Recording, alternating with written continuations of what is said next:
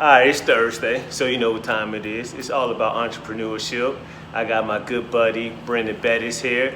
We're going to talk about his business, dive right in and see, how maybe I can help him with a business, but also how he can give you insight on your business and, any obstacles that, he may face or have faced in his business and how you can overcome it in your. Alright, welcome Brendan.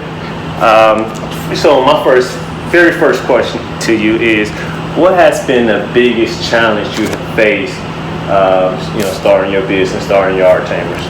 First of all, welcome for having me, man. I appreciate it. It's good being here with you. You enjoying Chicago? Man, and Chicago is phenomenal, man. And this view that you have here, man, it's pretty awesome. I appreciate it.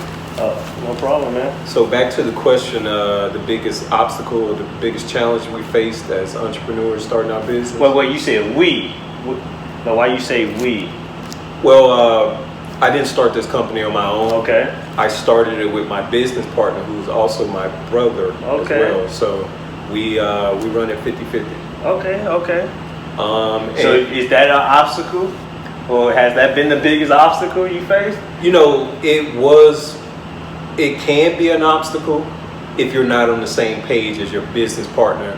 And it just so happened that my business partner is my brother. So we grew up the same. We have sort of the same mindsets.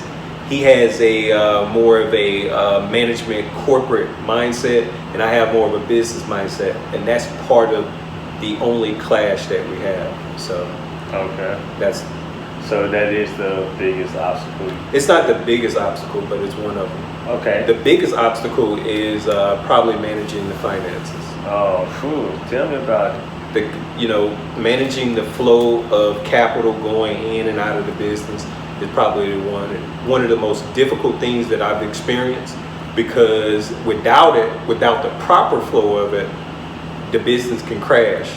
If you have the proper flow of it, then the business will continue to grow and continue to grow. That's why you fellas and ladies need to hire a bookkeeper that have over 10 years of experience working with IT and accounting. I'm not saying that that's me, but I am saying that's me. And some of the things Jay did tell me over the last 6 months, I did apply to myself, because obviously when we first started, if I could afford him, I would have hired him. But he did share some of his knowledge to us that we applied to our business that help us. Can you maybe give an example? So setting up a budget, making sure we track all our expenses. We don't want to give them too many. They will have to pay for the rest. Yeah. All right. Okay. So talking about the budget and talking about tracking expenses. How did y'all get funded? Like, that's been the biggest issue or biggest problem I hear from people is they don't have funding capital. So how did y'all get started? It may be a misconception that starting a lawn care service is an inexpensive way to start a business and proceed, but it's actually not, because a part of the capital that you, or part of the machinery that you have has to be purchased in two ways. You either have to purchase it by debt, or you have to purchase it by some form of capital that you either have or some investors or something like that. Me and my brother, we sunk almost $15,000 into all our equipment, because I knew from my previous experience in business that if we start the business in debt, it could cause us to maybe grow slower or even fail much quicker. But if we start without debt, now we equal, and everything from here is profit. So me and my brother sunk in, invested $15,000. Any capital that we had into the business early on before we ever even started. And there's another thing I want to tell you about, but I'll get to that later as well. Okay. Did you see immediate return on your investment? Immediately, because again, starting at zero at break even, you see profit. So every time, the genius thing that me and my brother did was we subcontracted ourselves out to other professionals in the beginning.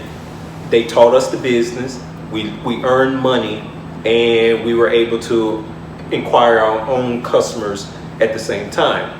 So from day one, and then most of the people that we contracted ourselves out to didn't have the advanced equipment that we had. So it was like, yes, please come and help us.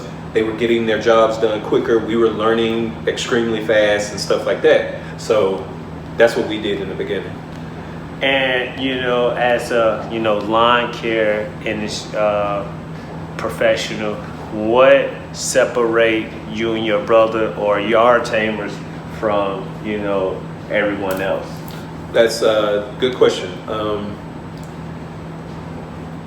There's two things, which is it makes me and my brother work real well. Kendrick used to work at Coke for 5 or 6 years, and he was quality. So Kendrick is massively focused on quality. So if we're not providing quality to our customers, then he's not happy with it. And for me, on the other side, I'm efficiency. I like to do it as quick and as accurate as possible. That's what she said. And when you bring those two together, you create an excellent dynamic.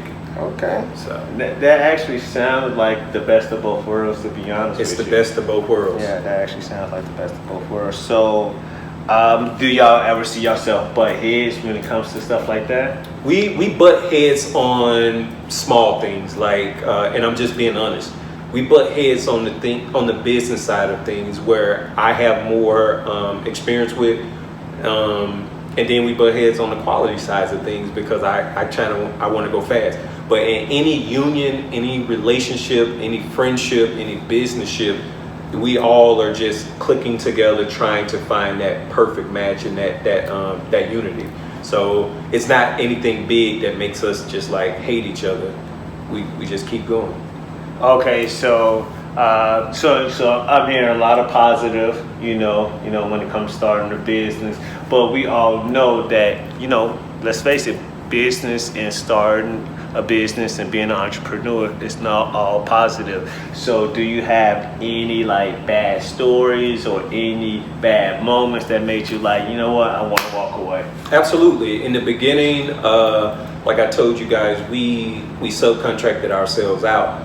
We started our business at the end of the season, so it slowed down. So we had to figure out how to acquire business in the slowest possible season, which prepared us for slower possible times later on.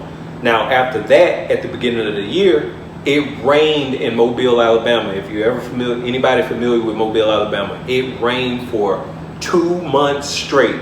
We could not do any work for 2 months straight.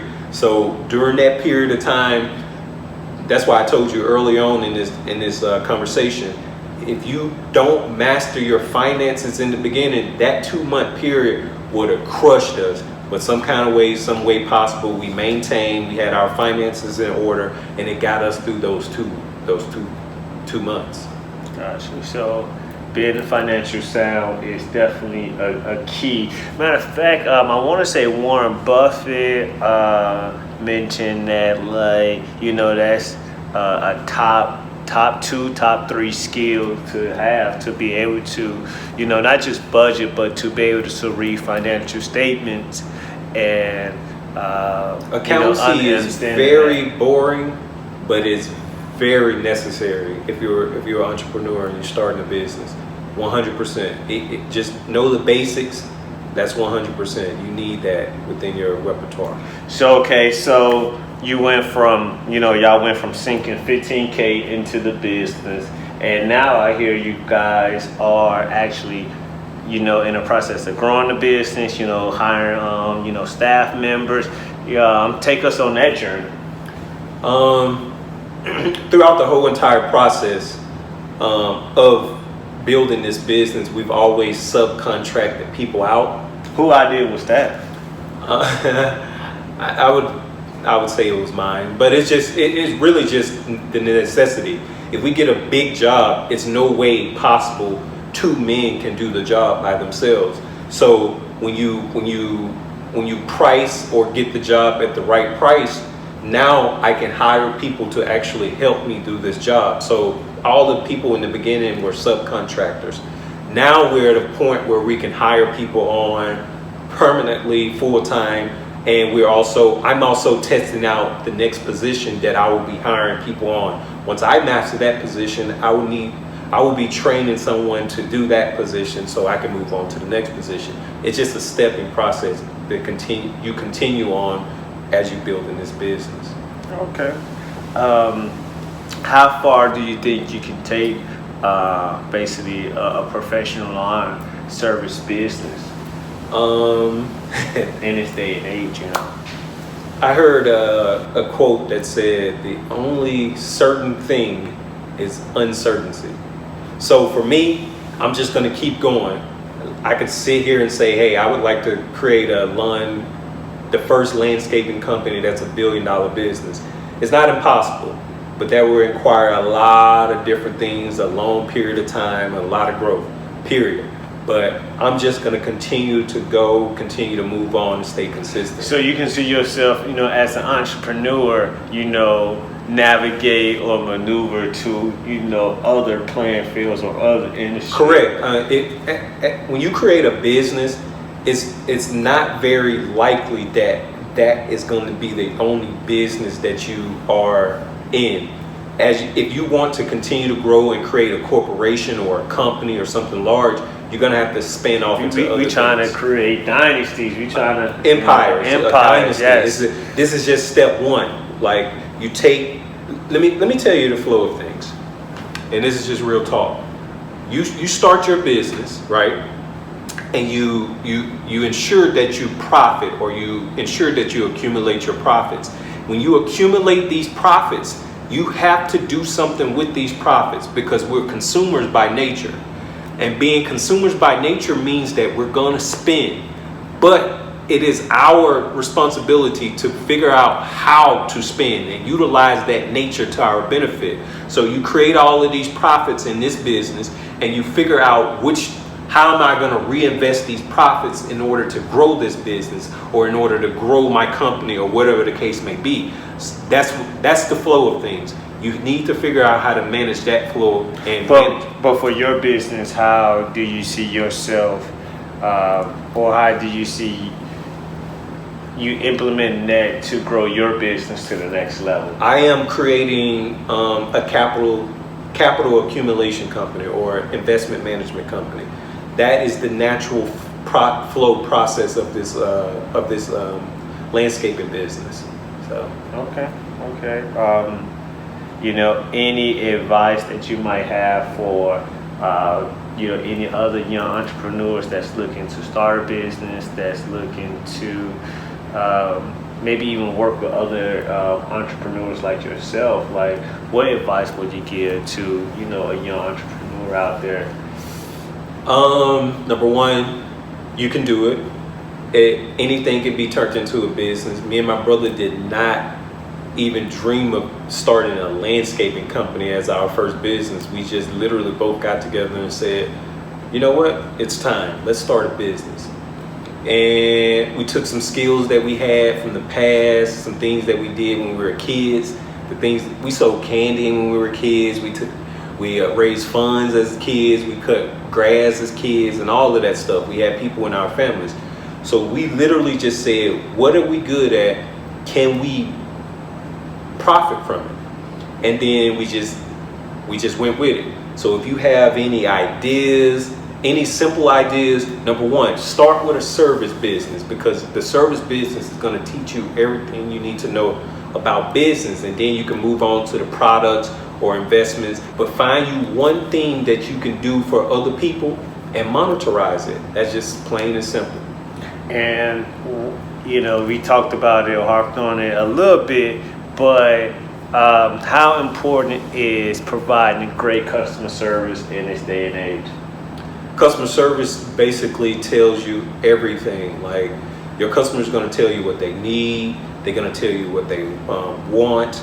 They're going to tell you what's bad about your company. That's going to tell you what's good about your company. So give me an example of, you know, a client telling you, hey, you know, I didn't like this. How did you, you know, rectify the situation? So early on, one specific example. Early on, I was trying to move the company from a bi-weekly service to a weekly service, right? And the mistake I made was cutting the cost for the consumer in half instead of charging them per service. So I cut their bi-weekly service cost in half, and that turned out to not be a profitable move. So I went back to my customers and said, hey, we have to change you back. We can continue we can continue your weekly service, but we will have to charge you a full service price. One customer said, you handled it incorrectly. We were on this schedule. I was paying this certain amount, X amount every week, and then you changed it to bi-weekly. How we had to handle that was, she was our catalyst, basically. From her, because I lost that client. I lost that client because of that mistake. But knowing that I lost her because of dissatisfaction on us changing the system, and then changing it again, made me realize that from each customer, I needed to go to them specifically and explain to them, as a new business, we're trying out different systems and processes, and it may change, but it will never stop our quality of service that we're giving you, and we will never overcharge you. And from that point on, going to each customer individually, not through email, not through phone calls, each customer individually in person, it saved us our clients. We lost the first one, which was the example, but it saved us the rest of them. So basically a business failure, or a normal, a normal business failure. We all have them. So it sounds like you kind of learn, from the situation, going forward. Now, say if someone wanted to start a lawn service, business out there, how profitable, what are some of the biggest, you don't have to name the names of some of the clients, but what are some of the profits or the revenue that you generate from some of your clients, or is that confidential? I would say that the landscaping and mowing business is extremely profitable. There is a lot of competition out there, but a lot of competition doesn't necessarily mean quality, because, pardon my language, there might be people out there providing cheap, inexpensive service, but you go and look at your yard and there's cheap and inexpensive service, period. So it is a lot of competition, but if you focus on efficiency and quality, that's something that will help you stand out. And get contracts. I think, that's the important thing, trying to get contracts if you can, as soon as possible. I think that could separate the business, and I think that's any business, because that's, you guarantee money. Like I noticed, being a financial analyst for, several different business, they lock in these contracts so you can guarantee, or you can kind of budget your revenue that's coming in, year after year. So if you are on a service-based business, I definitely try to lock in contracts when you can. That speaking of that, that's one of the issues we ran into early on, not having contracts and being on the handshake. Get your contracts from the beginning, because down the line, accounts receivable, you have to deal with that stuff, and people not wanting to pay you, people forgetting about the service that you provided for them, and that's what you got to deal with. If you have these contracts early on, it's no matter what. We got a website. We have a payment system in plan. People got auto pay. What's the website? What's the? My website, my personal website. No, the business. We initially started off at with Yard Books, which is a service management software. We still utilize it. Where they can find you at if they, We also have our own website, yardtamersmobile.com.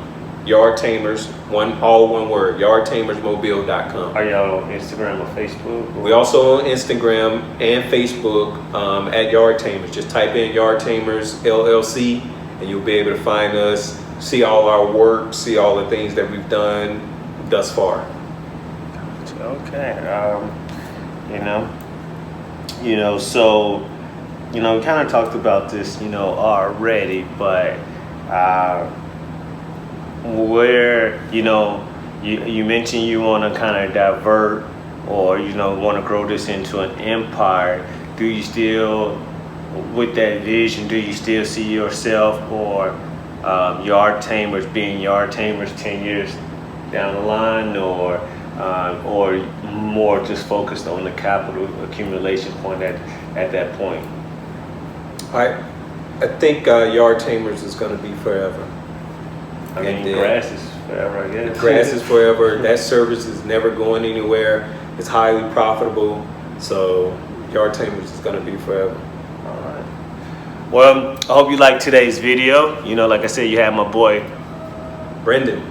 And me, Jay Hunter, and just enjoying the Chicago view. So we out today. I'm glad that you watched to the very end, and stay tuned until next time.